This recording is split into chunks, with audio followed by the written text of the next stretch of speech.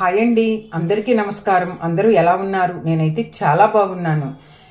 చద్దన్నం మనం ప్రతినిత్యము కూడా దోశలు ఇడ్లీలతో బోరు కొట్టిందా? ఎంతో ఆరోగ్యకరమైనటువంటి ఈ చద్దన్నాన్ని ప్రతినిత్యము కూడా నైట్ ప్రిపేర్ చేసుకొని ఉదయానికల్లా మనం తింటే ఎంతో ఆరోగ్యం అండి.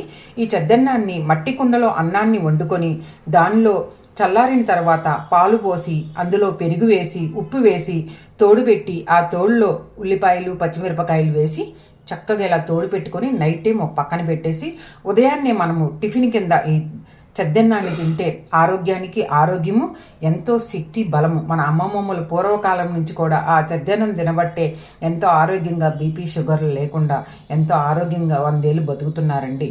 ప్రతి ఒక్కరూ కూడా మనకి ఈ పూరి ఇడ్లీ దోశ కంటే కూడా ఆరోగ్యకరమైనటువంటి ఈ చద్దన్నాన్ని ప్రతి ఒక్కరూ కూడా ప్రిపేర్ చేసుకొని తినండి.